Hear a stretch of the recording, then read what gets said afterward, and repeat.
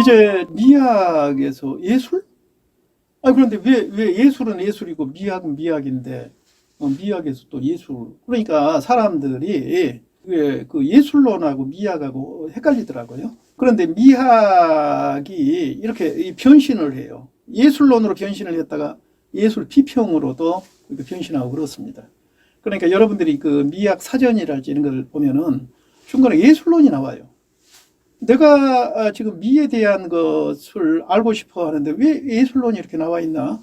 그거 좀 궁금해요. 그리고 비평이라는 게 뭐예요? 왜 비평을 해요? 그게 중간에 그렇게 삽입되어 있어요. 그러니까 미학사를 보면은 그 예술론이 중간에가 어느 시점에서는 예술론이 엄청나게 강세를. 근데 예술이 왜 그럴까요? 예술이 그 예술의 속성이 미를 창조하는 것이에요. 예술은 창조인데 미를 창조하니까 예술은 아우트풋이잖아요. 뭔가 그 결과물이 있잖아요. 여기 예술을 잘 분석하면은요, 그 미학에 대한 어떤 틀을 만들 수가 있어요. 그래서 미학에서 그 예술을 취급한 거예요. 불가분이에요, 예술하고. 그러니까 미적인 거, 사람의 행복이랄지 이런 부분들이 그러면 예술가들이 전유물인가? 그건 아닙니다. 그건 아니에요. 그러면 일반 사람들은 예술가, 모든 사람은 예술가적인 기질을 가지고 있어요. 그리고 예술가들만 미를 갖다가 뭔가 추구하고 목적으로 한 건 아니에요. 모든 사람이 해요. 그렇게 생각해야 돼요. 그러니까 여기에서 그 미학이랄지 어떤 뭐 예술에 대한 이런 부분들은 우리 모두에게 적용된 것이지 특정 어떤 그 장르에 있는 예술가들한테만 적용된 것이 아니에요. 자, 아까도 방금 내가 했던 것을 다시 한번 여러분들에게 또 설명하겠습니다. 예술은 미적인 것을 추구하는 아주 그 대표적이에요, 이 장르가. 그런다고 해서 예술이 미학과 일치하지는 않는다고 했지 않습니까? 예술은 창조를 위한 것이에요. 미는 가치를 위한 것이고. 그런데 이런 경우가 있어요. 미는 엄청나게 높고 예술은 뭐 가치가 없다 또 그렇게 하는 시대가 있어요. 고대 그리스에서는 이 플라톤이요. 일반적으로 미는 상당히 그 우리가 추상적이고 이렇게 관념적이잖아요. 추상적이고 관념적인 것은 마치 신성으로 생각해요. 신성. 그리고 현실에서 나타나고 있는 우리가 보이고 못한 것 이런 것들 한 것은 신성이 아니고 하찮은 걸로 생각을 해요. 그 서구의 출판선에서 그 플라톤이 이분화 이렇게 이원화 시켜놨죠. 이것이 그 후대까지 큰 영향을 미치게 됩니다. 그러다 보니까 미는 아주 그 높은 가치를 갖다가 이렇게 부여를 해요. 그런데 플라톤하고 그 이후에 토마스 아퀴나스랄지 이런 사람들, 이런 사람들이 전부 다들 그 플라톤의 영향을 받거든요. 그래가지고 미를 갖다 높은 가치를 부여하고 또 플라톤은 거기에 뭐 예술을 갖다가 이 폴리스에서 추방을 해야 된다고. 그냥 우리가 혼동을 해. 고대 그리스에서 그 건축물이랄지 아니면 신상을 보면 엄청난 그 예술 비례가 있고 어떤 하나의 그 조화가 있고 이런 것을 우리가 알 수가 있는데 그때 당시 예술가가 저 정도 역할을 했는데도 불구하고 왜 저 사람들을 추방해야 된다고 할 정도로 그럼 예술가들이 스트라이크를 안 일으키고 고분고분하게 그렇게 했을 것인가? 아무튼 그때는 그랬어요. 그때는 예술가의 위치가 그렇게 높지를 않습니다. 그 모방이나 하는 것이고 이런 자연물을 갖다 모방을 한 것이기 때문에 인간이 만들어 놓은 예술은 저런 것은 아주 하찮은 것이고 가치가 없는 것이고 그럼에도 불구하고 고대 그리스에서 그 아름다운 여신상이랄지 이런 것들은 우리가 보통 뭔가 우리가 착시현상을 가지고 있어요. 그거 아닙니다. 또 칸트는 자연미가 예술미보다가 또 우월하다고 그래요. 그런데 반대로 헤겔은 예술미가 더 우월하다고 그래요. 여러분은 어떻게 생각하십니까? 자연미가 우월합니까? 아니면 그 인공미가 우월합니까? 예술미가 우월합니까? 나는 때때로요. 이런 생각을 해봅니다. 자연은 좀 지루하더라고요. 그러니까 인간이 만들어 놓은 예술이요. 이것은 어떻게 보면은 참 다양해요. 다양해. 지루하지 않아. 그 내 생각일까요? 그 예술미가 그냥 뭐 자연미보다 정말 우월하다. 어쩔 때는 헤겔의 말에 좀 동조할 때가 있어요. 자연미는 확장이 안 돼. 그 자연이 자기가 진화를 한다고는 하는데 이게 진화가 지금 되고 있는지 어쩐 것인지. 그런데 인간은 그 속에 그걸 재료 삼아가지고 정말로 확장성이 강하더라고요. 그래서 지루하지 않더라고. 그건 내 생각일 수도 있겠죠. 그래서 이제 해겔은 미학에서 예술을 갖다 주로 논하는데, 미학에서 예술 그러면 해겔을 생각해야 돼요. 해겔은 미학하고 예술하고 그냥 아예 동등하게 봐버려요. 동등하게. 이 사람은 미학이라고 하지 않고 그냥 예술론을 통해 가지고 미학을 갖다 설명을 했습니다. 자, 그러면 한번 예술이라는 것을 한번 봐볼까요? 서양에서는 이것보다 여기는 아트라고 했는데요.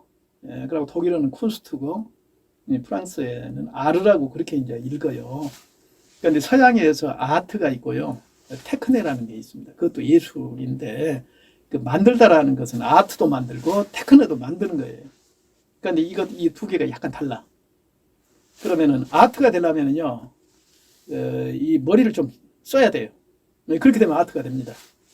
그러니까 서양 사람들은 처음에 출발할 때 머리를 좀 쓰면 무지하게 고급스럽고, 머리 안 쓰고 그냥 뭐 기술만 가지고 이렇게 움직이고 그러면은 아주 저급하게 봤거든요.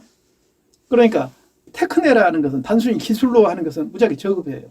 생명력이 없죠. 그리고 머리를 좀 쓰면은 좀 약간 그거 한다고 그래요. 동양에서는 어떻게 할까요? 그 예술이라는 그 단어는 예자는 뭔 예자요? 저게 뭐 제주의 자 아닙니까? 그리고 술자는 기술이고, 뭐 제주의 기술? 뭐 이런 뜻입니다. 근데 예자는 또 다른 거, 나무를 심다라는 그런 예자도 있다고 하더라고요. 저 뜻글자 한번 봐보면은 뭐 그런 뜻이 있는가 봐요. 뭔가를 심는다? 심는 기술? 그 예술인가? 아무튼 동양에서는 그렇게 생각을 했는데, 기술이 일반화하고 예술은 약간 구별을 할 필요성이 있어요. 확실히 예술은 차원이 높아요.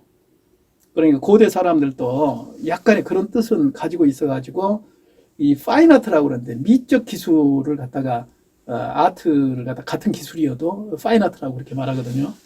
이걸 약간 높인 거예요. 방금도 말했지만은 이걸 갖다가 지적 활동이 약간의 오버랩이 된다랄지 이렇게 하면은 좀 차원을 높게 봐주고 격을 갖다 높여준다 이것이었죠.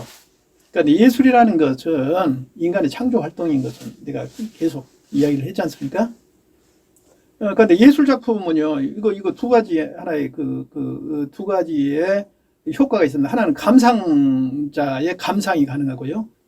그리고, 예술가는 이것을 갖다가 이제 이 창조해 놓은 건데, 그 예술 작품을 통해서 감상자가 다시 이미지네이션을 갖다가 또 생각을 갖다 하는 그 소재로 해가지고 또 다시 창조할 수가 있어요. 뭐 여러분들, 혹시 내가 달리 그림을 보면은 그 내란의 예감이라고 해서 이상한 그림이 있어요. 아주 기괴해요. 그런데 그것을 바라보는 사람들의 전부 다 해석이 달라.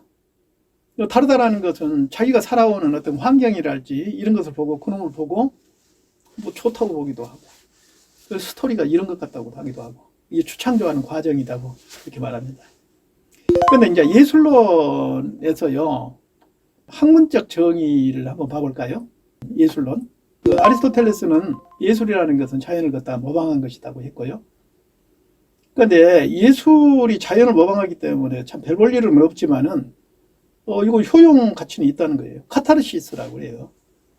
어떤 연극 같은 거, 옛날에 고대 그리스에서 그 극장들 많잖아요. 거기에서 전부 다들 연극도 하고 그랬던가 봐요. 그런데 그것을 보러 가서 뭔가 눈물도 흘리고 열광도 하고 하면서 자기가 평소에 말하지 않고 잠재돼가고 있던 것을 갖다가 확 그냥 스트레스를 해소하고 나왔을 때, 하하, 이 예술이라는 게 이게 가치가 있구나 해서 아리스토텔레스는 카타르시스적인 이런 차원에서는 이거 효용성이 있다. 그러지만은 어떤 것을 갖다 모방하는 거 이거 자체이기 때문에 이것은 차원이 높은 것은 아니다. 이렇게 말했어요. 근데요, 레싱이라는 사람은요, 예술이 자연의 완성이라고 하는데 어떻습니까? 여러분들 여기에 동조합니까? 지금 현재 우리 이 지구가 우주선을 타고 한 조금만 올라가면은요, 거기가 환하더라고. 전기불로 해서. 정말로 이것이 지구가 많이 발전했더라고요.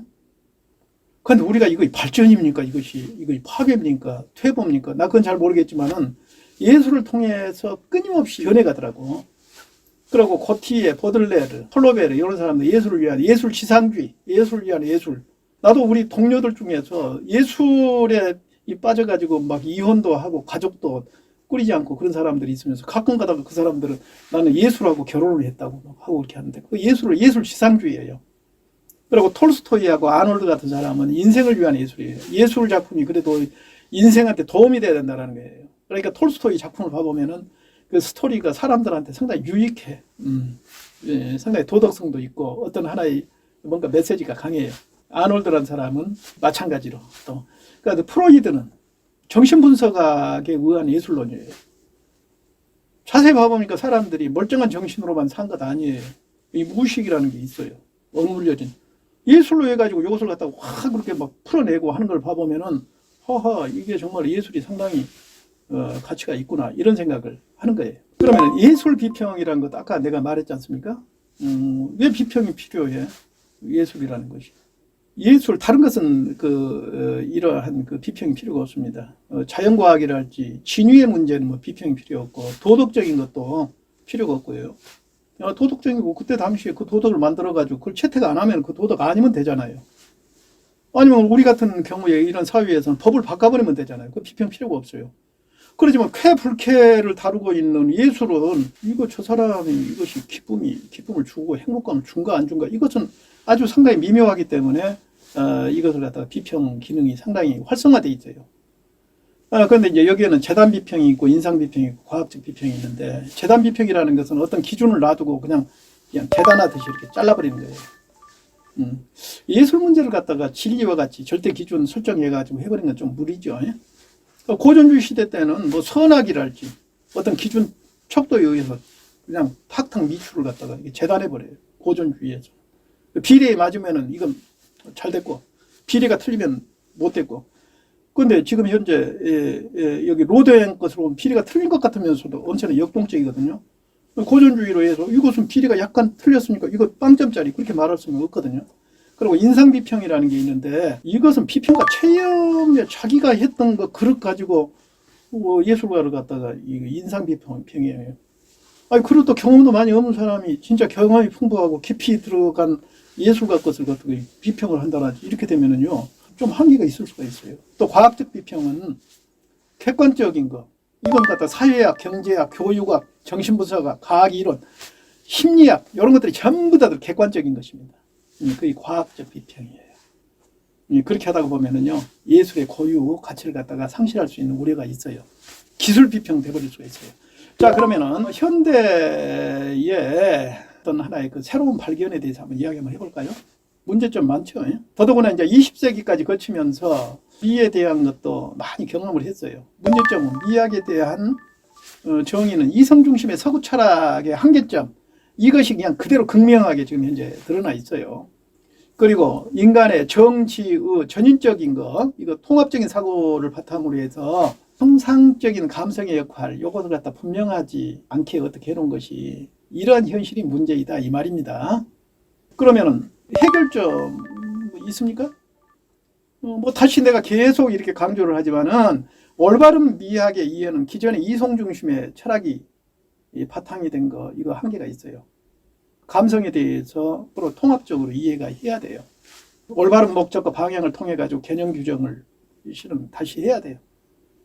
그러니까 늘 강조하지만 따라서 목적에 합당하면 모든 것이 미가 된다라는 거예요. 그러니까 목적을 찾아야 될 것 아니겠습니까?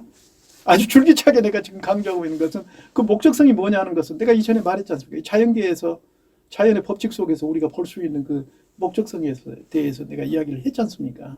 그러면서 내가 이 이야기를 끌어가고 있는 것입니다. 자, 오늘은 여기까지입니다.